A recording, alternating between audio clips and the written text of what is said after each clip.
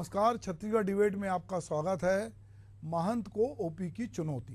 दरअसल इसको इस तरह से समझें कि डॉक्टर चरणदास महंत जो हैं लगातार चर्चा में बने हुए हैं। ऐसे तो वो कबीरपंथी हैं, बहुत विनम्र हैं, पर अभी हमने देखा कि जब लोकसभा का चुनाव हो रहा था तो उन्होंने एक लाठी भांजने वाली बात कही और छत्तीसगढ़ी में कही थी, पर उस पर भाजपा ने काफ़ी प्रतिक्रिया व्यक्त की।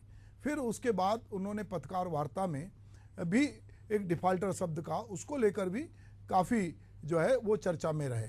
और लगातार पर एक बात ये हुई कि छत्तीसगढ़ की जो 11 सीटें थी लोकसभा की, उसमें एक सीट केवल जो है कांग्रेस ने जीती, और वो भी इनकी पत्नी ने जो है वो ये सीट हासिल की, जो दूसरी बार सांसद बनी, ज्योत्सना महंत।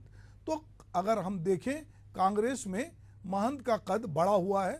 वो लगातार सारी विपरीत परिस्थितियों के बावजूद जब भूपेश बघेल खुद चुनाव हार जाते हैं तो वो ज्योत्सना महंत को जिता के लाते हैं।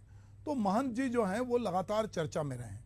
अभी जो लोग महंत को और ओपी चौधरी को जानते हैं उनमें एक साम्य शायद लोगों को नहीं मालूम है। वो साम्य ये है कि महंत भी अपने प्रारंभिक काल में वो छत्तीसगढ़ जो मध्य प्रदेश पीएससी थी उससे वो सिलेक्ट हुए थे और नायब तहसीलदार बने थे, और थोड़े दिन उन्होंने नायब तहसीलदारी भी की थी। ओपी चौधरी आईएएस बने, कलेक्टर रहे, और उसके बाद उन्होंने भी नौकरी छोड़ी और वो राजनीति ज्वाइन किए। पहले टर्म में वो हार गए, अब दूसरे टर्म में जीतने के बाद वो राज्य के जो हैं बहुत पावरफुल मंत्री हैं, वित्त मंत्री हैं, और महंत जो हैं वो केंद्र में भी मंत्री रहे हैं, अभी विधानसभा में वो अध्यक्ष रहे हैं, अभी नेता प्रतिपक्ष हैं। अब कहीं ना कहीं दोनों की टकराहट बयानबाजी को लेकर आई है। छत्तीसगढ़ में लोकसभा चुनाव के दौरान जो आरोप प्रत्यारोप का दौर शुरू हुआ था वो थमने का नाम नहीं ले रहा है। भाजपा और कांग्रेस के बीच अब भाषा और गांव को लेकर बहस छिड़ गई है। नेता प्रतिपक्ष चरणदास महंत ने वित्त मंत्री ओपी चौधरी पर गांव की भाषा समझ नहीं आने का आरोप लगाया, तो चौधरी ने जवाब देने में देर नहीं की। नेता प्रतिपक्ष चरणदास महंत ने मंत्री ओपी चौधरी पे कटाक्ष करते हुए कहा कि ओपी तो गांव की भाषा समझ नहीं आती, वे खरबूजे की तरह रंग बदलते हैं, वे छत्तीसगढ़िया है बने हैं, बात संगत में ना पड़े। अब नेता प्रतिपक्ष के बयान पर वित्त मंत्री ओपी चौधरी ने चुनौती देते हुए कहा कि नेता प्रतिपक्ष में अगर हिम्मत है तो 10 दिन बिना एसी कूलर पंखा के रह के दिखाएं, बिना चप्पल के खेत में चलकर दिखाएं। मैं खुशी के साथ बोला था, मैं गवाही हाँ, नेता प्रतिपक्ष बड़े आदमी बन गए हैं, गांव गरीब के दुख ला नहीं समझे। आज हम इसी मुद्दे पे चर्चा करेंगे, लेकिन इसके पहले हम देखते हैं कि बीजेपी और कांग्रेस के नेताओं ने किस तरह की प्रतिक्रियाएं दी हैं। ओपी चौधरी जो लिपट गवैया है, अगर उसको गांव की भाषा समझ में नहीं आती तो मैं उसको कुछ नहीं कह सकता, मगर वो खरबूजा को देख के खरबूजा जैसे रंग बदलता है, उसी तरीके से भाजपा में आकर वो रंग बदलने लग गया। उसको मैं चेतावनी देता हूँ कि वो छत्तीसगढ़िया ही बना रहे, वो मत संगत में पड़ेगी। मैं तो बहुत हर्ष और खुशी के साथ बोला था, गर्व के साथ बोला था, मैं गवैया आऊँ।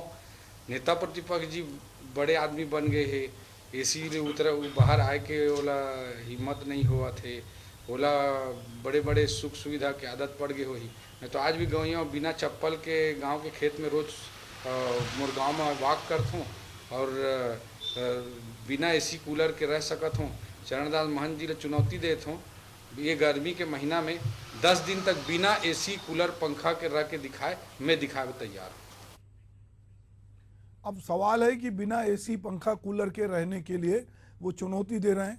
इस देश और प्रदेश की लाखों लाख जनता है जिनके पास ना तो एसी है ना पंखा है और बिजली की कटौती है, तो वो भी जो है भगवान भरोसे हैं, उनके लिए सबके लिए खुला आसमान है। अभी गनीमत है कि सूरज पर, चांद पर, रोशनी पर या छाया पर किसी का बहुत अधिकार नहीं है और वो पैसे से नहीं खरीदी जा सकती। तो हम जिस छत्तीसगढ़ में रहते हैं वहाँ पर बहुत सारे लोग अभी भी जो है वो बिना पंखे और एसी के सोते हैं। पर ये दो नेताओं में छत्तीसगढ़ीपन को लेकर जो बातचीत हो रही है या बहस जारी है, हम उस पर बातचीत करेंगे। और हमारे साथ इस बातचीत में हिस्सा लेने के लिए सुनील चौधरी बीजेपी के प्रवक्ता हैं, उनका स्वागत है। दूसरा हमारे साथ अनिल चौहान है, कांग्रेस के प्रवक्ता, उनका भी स्वागत है। और मेरे सहयोगी शशिकांत साहू जी हैं, उनका भी स्वागत है। तो चलिए सुनील जी, सबसे पहले कि एसी, पंखा, कूलर, बिना चप्पल, आज ही मैं एक खबर पढ़ रहा था कि एक बच्चा छत्तीसगढ़ में जमीन पे सो रहा था और सांप ने उसको काट दिया, वो मर गया। तो ये बहुत बार जो हमारे जीवन में जो सुविधाएं हैं, वो बहुत सारी सुविधाएं, या हम खटिया पे सोते हैं या पंखे में सोते हैं, मच्छरदानी लगाते हैं, या गर्मी लगती है तो एसी, कूलर, पंखा इस्तेमाल करते हैं। पर हम कुछ भी इस्तेमाल करें, अगर वो सुविधाएं हैं और हम उसको अफोर्ड कर सकते हैं, तो ये हमारे स्थानीयता को कहाँ प्रभावित करती है और कहाँ हम उससे अलग जाते हैं। और चरणदास महंत जो बयान दे रहे थे, वो जो बातचीत थी, उस बातचीत पे ओपी चौधरी का बयान आया है। तो ये जो लगातार चरणदास महंत की जो छत्तीसगढ़ी तौर तरीके से वो बोलते हैं, तो कभी लाठी भांजने की बात किए, कभी कुछ बात किए, तो बीजेपी या बीजेपी के लोगों को जो छत्तीसगढ़ी है, उनकी छत्तीसगढ़ियापन में जो बात बोली जाती है, उससे दूसरा अर्थ क्यों निकल जाता है? जी, राम राम, जय जोहार। जय जोहार। देखो भैया, ये सबसे पहले तो चरणदास महंत जी के बयान आपने ही पहले बताया, वो लगातार बोलते हैं और उसके बाद अंत में लाकर के उसको छत्तीसगढ़ियावाद से जोड़ने का प्रयास करते हैं। वो पहले भी मोदी जी पर एक कटाक्ष किए थे कि हमारा लाठी धरैया आदमी चाहिए, नरेंद्र मोदी के मूड थोड़ा ये आदमी चाहिए, और बोला रात दिन तंग करके यहाँ में चीन भेजने वाला आदमी चाहिए, और तय फिट है ओखर भर तो तोरवर प्रार्थना करा था। ये उनका बयान था, एकदम शब्द सा यही बयान। और इस प्रकार की वो भाषा का उपयोग किया, डिफाल्टर शब्द का उपयोग किया, आप देख रहे हैं। अब सम्माननीय ओपी चौधरी जी, जो कि युवाओं के आइकॉन हैं, जिसको देख करके युवा, छत्तीसगढ़ के युवा जो है, वो कहीं ना कहीं ये तय करते हैं कि मुझे प्रशासनिक तौर पर भी इनके जैसा बनना, राजनीतिक युवा भी चाहता है तो वो ओपी चौधरी जैसा ही प्रशासनिक दक्ष व्यक्ति बने। आप देखेंगे कि छत्तीसगढ़ में सबसे पहले आईएएस जो है वो ओपी चौधरी जी हैं, और उन्होंने लगातार जो काम करके दिखाया, तो दर्द तो होना है ना, कांग्रेसियों के पेट में तो वही दर्द हो जाता है कि कोई हमसे आगे कैसे बढ़ रहा है। चरणदास महंत जी ने जो जो बयान दिए हैं, आप देखेंगे वो बताने की कोशिश कर रहे हैं कि सबसे बड़ा छत्तीसगढ़िया मैं हूँ। ऐसे नहीं है भैया, छत्तीसगढ़ आप हो, छत्तीसगढ़ में हर एक रहने वाला व्यक्ति जो छत्तीसगढ़ को अपना मानता है वो छत्तीसगढ़िया है। लेकिन महंत जी अपनी जो पार्टी की अंदरूनी लड़ाई है, उसमें अपने आप को सुपीरियर दिखाने के लिए इस प्रकार के बयान देते हैं, और कहीं ना कहीं लोगों का ध्यान आकर्षण करने की कोशिश करते हैं कि लोग उनकी तरफ देखें। अब महंत जी खुद नायब तहसीलदार के पद में रहे, पीएससी से निकले थे वो भी, तो उनको पता होगा कि यूपीएससी और आईएएस बनने के लिए कितनी मेहनत करनी पड़ती है। आईएएस बनने के पहले माननीय ओपी चौधरी जी का आप देखें, वो उनके दादा कृषक थे, उनके पिताजी शिक्षक थे, उनकी माता जो है उन्होंने पाल पोस करके उनको बड़ा किया। मात्र 8 वर्ष की आयु में उनके पिता का निधन हो गया था। एक सपना एक बच्चा देखता है, उसको पूरा करता है, छत्तीसगढ़ के विकास में अपना जीवन, अपना सर्वस्व अर्पण करने का प्रयास करता है। महंत जी को तो उनकी पीठ थपथपानी चाहिए। अब वो उनको उल्टे सीधे बात कर रहे हैं। क्यों? महंत जी को डर लगता है, इसलिए डर लगता है कि कोई छत्तीसगढ़िया कैसे उनसे आगे बढ़ जाए। अरे 22 साल की उम्र में अधिकारी बन गए थे माननीय ओपी चौधरी जी, बहुत कम उम्र में अधिकारी बन गए थे माननीय ओपी चौधरी जी। आज छत्तीसगढ़ में वित्त, वाणिज्य कर, आवास, पर्यावरण, योजना और आर्थिक एवं सांख्यिकी जैसे बड़े विभाग उनके पास है। छत्तीसगढ़ के युवाओं के मार्गदर्शक हैं, शिक्षा के क्षेत्र में बस्तर के अंदर में जाकर के अलग जगाने वाले। आप देखेंगे उनका बनाया हुआ संस्थान आज भी लोग देखने जाते हैं बस्तर में कि शिक्षा के लिए क्या है। रायपुर शहर के अंदर में नालंदा बनकर कौन परिचित है इन संस्थानों से? तो ये कहीं ना कहीं माननीय उनकी खींच नजर आ रही है। भले चुनाव में जय पराजय का विषय अलग हो कि ओपी चौधरी जी भी चुनाव हार चुके हैं, उसमें कहीं कोई नहीं, लेकिन जीत करके भी दिखाया बड़े मार्जिन से। अभी महंत जी को बड़ा कहना कि भूपेन्द्र बघेल जी आके सब हार गए, मैं अकेला जीत के आया। देखिए, राजनीति में जय पराजय का अवसर आता है। इंदिरा जी चुनाव हारी थी, अटल जी चुनाव हारे थे, हार जीत का बहुत ज्यादा नहीं। आप वर्तमान परिस्थिति में राजनीति में क्या परिदृश्य पैदा करना चाहते हैं, और युवा आपको देगा जवाब देगा युवा आपको छत्तीसगढ़ का। यदि इस प्रकार से एक युवा जो देश के लिए, जो प्रदेश के लिए, जो अपने गांव से निकल करके कुछ करना चाहता है, उसके विषय में ऐसे कटाक्ष करेंगे तो निश्चित रूप से ओपी चौधरी जी ने कहा ना, मैं तो छत्तीसगढ़िया हूँ, वो तो कह रहे हैं मैं तो यहाँ दिखा हूँ गाँव में, बायनगोर गाँव है, वहां पर खेती करता हूँ, किसानी करता हूँ, नंगा पैर घूमता हूँ, वाक करता हूँ।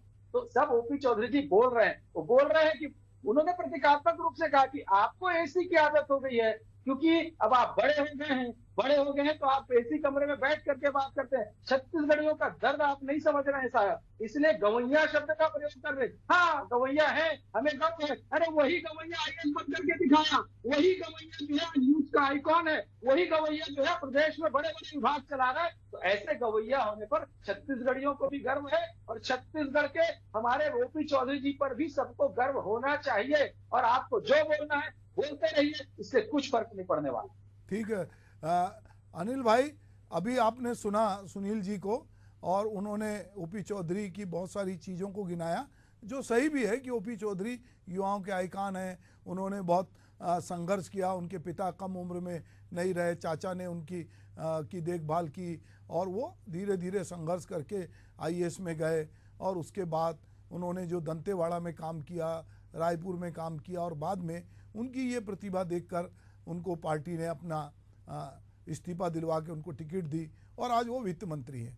पर वो उनको लेकर जिस तरह की बात चरणदास महंत ने की और जो बयानबाजी आ रही है, अनिल भाई, लगातार चरणदास महंत अकेले ऐसे नेता हैं जिनके बयान को लेकर लगातार हम देख रहे हैं, चुनाव प्रचार, राजनांदगांव की सभा हो, चाहे प्रेस कॉन्फ्रेंस हो, चाहे अभी ये बातचीत हो, वो चर्चा में अपने, जबकि वो व्यक्तिगत रूप में बहुत पढ़े लिखे आदमी हैं, बिसाऊ दास महंत जी के लड़के हैं और कबीरपंथी हैं और चीज़ों को समझते हैं।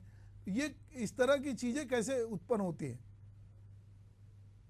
सुभाष भैया, आपको प्रणाम करता हूँ, सभी पैनलिस्टों को मेरा प्रणाम है, आपके दर्शकों को प्रणाम है। बड़े आश्चर्य का विषय है सुभाष भैया, जिस तरह भारतीय जनता पार्टी ने सुनियोजित तरीके से, जब बलौदा बाजार से लेकर बेमेतरा तक आग लगी हो, जब बिलासपुर में रोशन ध्रुव मारा जा रहा हो और पुलिसिया जांच होती है, जबकि हमारा कानून कहता है कि मजिस्ट्रेटियल जांच होनी चाहिए, तो जिस तरह से इन गंभीर समस्याओं से छत्तीसगढ़ जूझ रहा हो और ये चरणदास महंत जी के बयान पर हमको समेट रहे हो, ये एक बड़ा षड्यंत्र। उसी तरह एक बड़ा षड्यंत्र कि महंत जी ने उनको कहा कि जब चौधरी जी गवैया हैं, गांव के आदमी होने में सुनील चौधरी जी को गाली लग रहा है कि ओपी चौधरी जी को गाली लग रहा है, मैं नहीं जानता। मैं तो कहता हूं मैं भी गवैया हूं, तो गवैया होने में गाली क्या है? महंत जी ने कोई गाली नहीं दी भैया। महंत जी बोले कि मोरे तरह हूं गवैया है, काहे वाला समझ में नहीं आते कि मोर छत्तीसगढ़ी में मैं किस लब्बो लुआब में बात कर रहा था कि मोदी जी को कठोर से कठोर प्रतिरोध करने वाला व्यक्ति चाहिए। वहां लाठी डंडा और तोप और बंदूक चलाने का सवाल कहां से पैदा हो गया? ये तो हमारी छत्तीसगढ़िया टोन है। महंत जी ये कहना चाहते थे।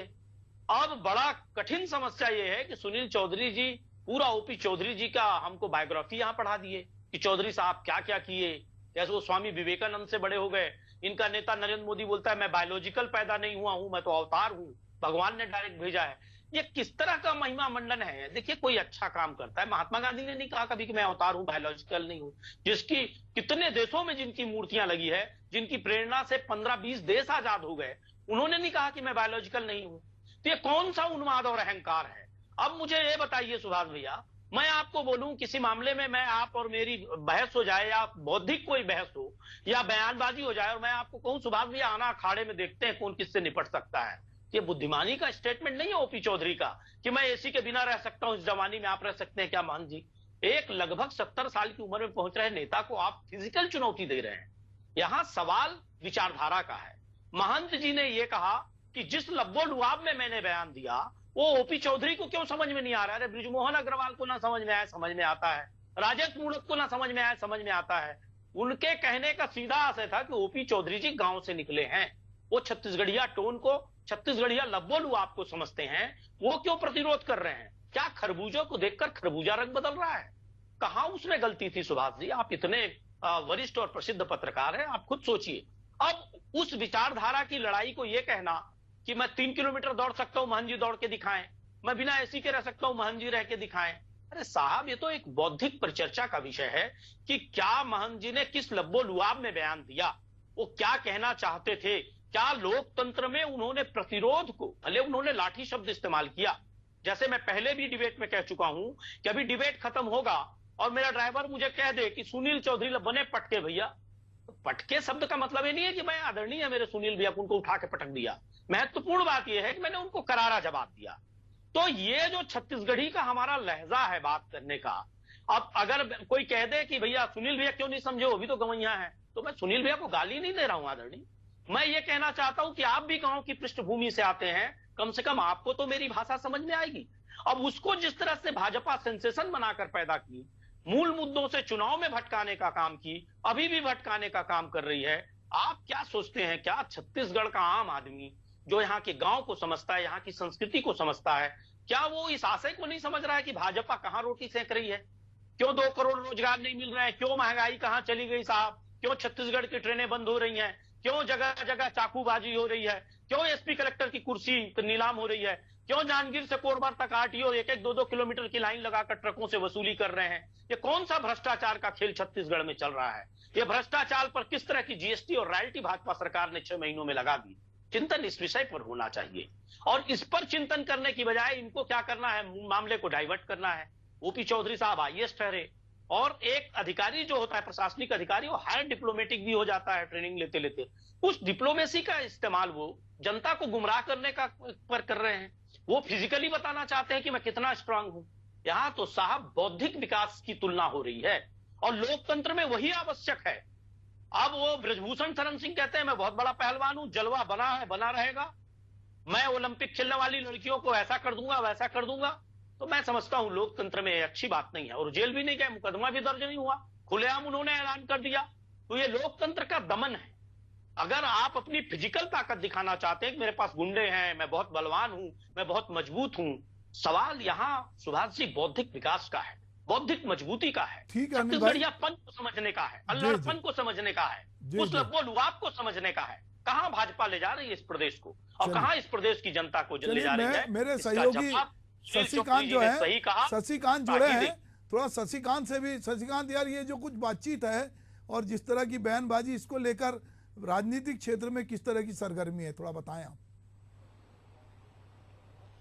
बिल्कुल सर, देखिए नतीजे सामने आ गए हैं लोकसभा के। उसके बाद भी जो है आरोप प्रत्यारोप का दौर है, जो सिलसिला है वो जारी है। दरअसल जो मंत्री ओपी चौधरी है, उन्होंने कहा था कि अपने बयान में कहा था कि जो कांग्रेस के जो प्रत्याशी हारे हैं, भूपेश बघेल हारे हैं, तो कहीं न कहीं इसमें नेता प्रतिपक्ष चरण दास महंत का हाथ है। निश्चित तौर से ये इसलिए भी कहा गया था क्योंकि जब पूर्व मुख्यमंत्री भूपेश बघेल लोकसभा के लिए जब नामांकन दाखिल करने के लिए गए थे, उस समय चरण दास महंत ने एक बयान दिया था या अपने भाषण में कहा था कि प्रधानमंत्री को लाठी शब्द का उपयोग किया था प्रधानमंत्री के लिए। तो ऐसे में उसको लेकर बीजेपी ने कहीं न कहीं मुद्दा बनाया था। इसके बाद जो है डिफाल्टर शब्द का भी उपयोग उन्होंने किया था। तो ये तमाम मुद्दे थे जिन्होंने बीजेपी ने उन्हें मुद्दा बनाया था, और इसका असर भी जो लोकसभा चुनाव है उसमें देखने को मिला। इसमें बीजेपी के पक्ष में माहौल भी बना निश्चित तौर से। अब इसको लेकर जिस तरह से जो ओपी चौधरी है उन्होंने बयान दिया था, उसके बाद नेता प्रतिपक्ष ने साफ तौर पर कहा कि कहावत था, इस कहावत का मतलब जो है ओपी चौधरी नहीं समझ पाए। गांव का रहने वाला है, इसके बावजूद भी इस तरह की कहावत का मतलब ही नहीं समझ पाए। तो उनको साफ तौर पर कहा कि खरबूजे जिस तरह से खरबूजे रंग बदलता है, उसी तरह से वो ओपी चौधरी भी रंग बदलने लगे हैं। उन्हें जो है बीजेपी नेताओं के जो गंदी आदत रखते हैं उनसे दूर रहना चाहिए, उन्हें इस तरह से काम नहीं करना चाहिए। इस पर जो है ओपी चौधरी ने साफ तौर पर कहा कि उन्हें नेता प्रतिपक्ष को उन्होंने चुनौती भी दी है कि वे गांव के रहने वाले हैं और गांव में ही वे पले बढ़े भी है। तो निश्चित तौर से उनका कहना है कि जो नेता प्रतिपक्ष को साफ तौर पर कहा कि वो बड़े लोग हैं, वो कुछ भी बोल सकते हैं, हम तो गांव में रहते हैं और जो खाली पैर बिना चप्पल के भी हम सुबह जब मॉर्निंग वॉक में निकलते हैं तो लगभग 3 से 4 किलोमीटर चलते भी है। हम तो 10 दिन तक बिना कूलर, बिना पंखा, एसी के भी रह सकते हैं। उन्हें चुनौती दिया है कि क्या वे बिना कूलर, पंखा के, एसी के रह सकते हैं। बिल्कुल देखिए, ये पहला दफा नहीं है जब गांव को लेकर या किसी छत्तीसगढ़ियावाद को लेकर जो सियासत है वो गरमाने लगी। इससे पहले भी जब तत्कालीन भूपेश सरकार थी, उस समय भी जो है जो छत्तीसगढ़ियावाद है, छत्तीसगढ़ियावाद को लेकर आरोप प्रत्यारोप और राजनीति देखने को मिली। हालांकि जो कांग्रेस और बीजेपी दोनों ही राजनीतिक दल है, एक दूसरे पर आरोप प्रत्यारोप जरूर लगाते थे, लेकिन जरूर यह बात भी है कि जब तत्कालीन भूपेश सरकार थी तो कहीं न कहीं जो संस्कृति है छत्तीसगढ़ की, वो संस्कृति कहीं न कहीं लुप्त हो जा रही थी। उन्हें फिर से जो सामने लाने का प्रयास जरूर किया था। उन्हें अब बीजेपी भी जो है वही प्रयास कर रही है। हमने मंत्रियों के बंगलों में देखा है कि छत्तीसगढ़ी और जो छत्तीसगढ़ माता की तस्वीर जो है उनके बंगलों के सामने जो है लगा के रखे हुए हैं। जी ठीक है शशि, छत्तीसगढ़िया पन को या छत्तीसगढ़ की जो लोक भाषा है, संस्कृति है, संस्कार हैं, छत्तीसगढ़िया सबले बढ़िया। हम लोग जानते हैं कि छत्तीसगढ़ का आदमी जो है वो, उसके लिए एक शेर मुझे याद आता है, दुष्यंत कुमार ने कहा था कि ना हो कमीज तो पाँवों से पैर ढक लेंगे, ना हो कमीज तो पाँवों से पैर ढक लेंगे, ये लोग कितने मुनासिब हैं इस सफ़र के लिए। तो हमारे यहाँ का आदमी बहुत संतुष्ट है, बहुत जितना कम है उसमें गुजारा करता है, वो बोरी बासी खाता है, वो खेत में जाता है, वो बहुत संतुष्ट किस्म का है। पर निश्चित रूप से एक छत्तीसगढ़ियापन है, उसकी अपनी बोली भाषा का अपना महत्व है, उसकी कहानी, किस्से, उसके जो डायलॉग हैं, उसका अपना अपनापन होता है। मुझे लगता है कि जो चरणदास महंत जिस तरह की बातचीत कर रहे थे, चूँकि ओपी चौधरी को भी वो जानते हैं कि वो गांव से ही आते हैं और दोनों जो है वो छत्तीसगढ़ीपन की बात कर रहे हैं, इसलिए वो जो उनकी बयानबाजी में लग रहा था, जो बोल रहे थे वो कि भाई और कोई आदमी बोले तो बात समझ में आती है कि ये कोई बाहर का आदमी है, पर ओपी चौधरी तो इन चीज़ों को समझते हैं। तो यदि मेरे बयानों को लेकर कोई इस तरह की बात करता है जो गैर छत्तीसगढ़िया है तो उसको तो माफ़ी है, पर जो छत्तीसगढ़िया वो भी अगर इनके सुर में सुर मिलाता है तो ये ठीक बात नहीं है। मुझे लगता है ये उनका आशय जो हम लोग बयान सुनते हैं वो रहा। पर अब चूंकि राजनीति है और राजनीति में तो अगर आप जरा भी चूक करेंगे, आज आपने देखा सुनील जी कि मोहन भागवत जी ने जो कल भाषण दिया, अभी पूरा देश चकित है कि मोहन भागवत ने जो भाषण दिया है और उन्होंने बहुत सारी चीज़ें कही है। उन्होंने भले ही दोनों पक्षों को कही है, पर उन्होंने कहा कि प्रतिपक्ष भी होना चाहिए और बयानबाजी ऐसी नहीं होनी चाहिए कि हर्ट करे लोगों को। और मणिपुर की भी बात की, कोई नहीं कह रहा था बीजेपी में, पर मोहन भागवत ने कह दिया कि 1 साल से मणिपुर जो है वो। तो कई बार बहुत सारी चीज़ें घर परिवार में भी लोग कहते हैं। तो मुझे लगता है कि चरणदास महंत चूँकि उम्र में भी बड़े हैं, उस इलाके से भी आते हैं, छत्तीसगढ़िया भी हैं, और वो भी जानते हैं कि ये ओपी चौधरी भी खाटी छत्तीसगढ़िया हैं, तो एक वो उनकी ये पीड़ा होगी कि बाकी लोग कहें, पर आप ऐसा क्यों कह रहे हो सुनील जी? देखिए, महत्वपूर्ण विषय आपने भी ध्यान दिलाया। सबसे पहले तो मैं बता दूं, अनिल भाई कह रहे थे कि ओपी चौधरी जी प्रशासनिक व्यक्ति हैं, तो चरणदास महंत जी भी नायब तहसीलदार रहे, वो भी प्रशासनिक व्यक्ति रहे हैं। दूसरा, माननीय मोहन भागवत जी रहते, वो हमेशा से देश और दुनिया को संघ जो है वो कहीं ना कहीं संदेश दे करके और काम करने का प्रयास करता है। यहाँ तो लगातार लोग अपना जीवन अर्पण कर दें, सर्वस्व निछावर कर देते हैं, आकर के कहीं कोई वो अपना विषय रख रहे थे और निश्चित रूप से उन्होंने जो मार्गदर्शन दिया, देश उस दिशा में आगे बढ़ेगा। और सबके मन की जो पीड़ा थी, सबके मन की जो बात थी, चाहे वो किसी भी दल की हो, चाहे वो कोई भी पत्रकार जगत हो, चाहे कोई भी हो, वो देश का प्रत्येक नागरिक जो है वो सोच रहा था कि वास्तव में जो समस्या है उसका समाधान होना चाहिए। और रहा ओपी चौधरी जी के विषय में, तो निश्चित रूप से आपने एक शेर कहा, मैं भी एक छोटा सा शेर कहना चाहता हूँ ओपी चौधरी जी के संबंध में कि तमाशा में बन जाऊं ये गम नहीं है, मेरा पांव चादर के बाहर नहीं है, बहुत ऊंचे लोगों की बस्ती है लेकिन कोई मेरे कद के बराबर नहीं है। ये ओपी चौधरी जी जो है वो निश्चित रूप से नए छत्तीसगढ़ के लिए एक नया नेतृत्व है। आने वाले समय में देखिएगा कि छत्तीसगढ़ में ओपी चौधरी जी जैसे अनेक नेतृत्व तैयार होंगे, उनको देख करके वो प्रेरणा पुंज है। माननीय चरणदास महंत जी को भी संभल करके बोलना चाहिए। आप वरिष्ठ हैं, पर अपनी वरिष्ठता का ध्यान रखें। आप जिन बातों को कह रहे हैं, तो मैं भी कहूं कि क्या आपकी कई बातों को मोहम्मद अकबर जी समझते हैं, आपकी कई बातों को जयसिंह अग्रवाल जी समझते हैं, मैं भी 90 लिस्ट गिना सकता हूं। विषय वो नहीं है। जो छत्तीसगढ़िया मानता है अपने आप को, जो छत्तीसगढ़ में रहने वाला प्रत्येक व्यक्ति छत्तीसगढ़िया है, इस बात को आप समझे। छत्तीसगढ़ के हित में सोचने वाला, छत्तीसगढ़ के हित में काम करने वाला और छत्तीसगढ़ को आगे बढ़ाने वाला प्रत्येक व्यक्ति छत्तीसगढ़िया है। भाषा हो सकता है कि भाषा की दिक्कत किसी को हो सकता है कि किसी का जन्म स्थान कहीं पर हो, लेकिन वो अगर छत्तीसगढ़ में आकर के रहता है तो उसको स्वीकार करना पड़ेगा। यही हमारी संस्कृति है। देश भी सभी को स्वीकार करता है और छत्तीसगढ़ महतारी भी सभी को स्वीकार करती है। बड़े मन से आपको आना पड़ेगा, देश को अपनी मातृभूमि मानना पड़ेगा, पुण्यभूमि मानना पड़ेगा और छत्तीसगढ़ भी उसके अंदर में है, ये स्वीकार करना पड़ेगा। ये वाद वो वाद से नहीं चलेगा, ये वाद से विवाद बढ़ता है। इसलिए आग्रह निवेदन है, कांग्रेस के साथियों से भी आग्रह निवेदन है कि कृपया सर्वप्रथम देश को रखें और देश के अंदर में हम सब हैं। देश रहेगा तो हम रहेंगे, नहीं तो कोई नहीं रहेगा। इसलिए बहुत सारे विषयों को बहुत सोच समझ करके बोलना चाहिए। ग्रामीण परिवेश में सारे लोग पले बड़े हैं, छत्तीसगढ़ को सब समझते हैं, छत्तीसगढ़िया को सब समझते हैं, किसी को बहुत ज्यादा समझाने की आवश्यकता नहीं है। लेकिन थोड़ा शब्दों की मर्यादा रखें। अब चीन भेज देंगे, ये महंत जी का बयान था, तो चीन भेज देंगे, इसमें छत्तीसगढ़ की कौन से अर्थ निकालेंगे आप? जब वो लाठी धरैया बोले थे तो कहे थे चीन भेज देंगे, तो इसमें समझ में आता था कि आप क्या बोलना चाहते थे। ठीक है, कांग्रेस के प्रवक्ताओं की मजबूरी है, इसको ठीक करके समझाने का प्रयास करें, उसका इंटरप्रिटेशन अपने हिसाब से कर ले, लेकिन छत्तीसगढ़ की जनता समझ गई थी, और जहां पर बोले थे वहां का क्या हश्र हुआ, उसके आसपास का क्या हश्र हुआ, सबने देखा। आने वाले समय में ऐसे जवाब मिलते रहेंगे, तैयार रहिए।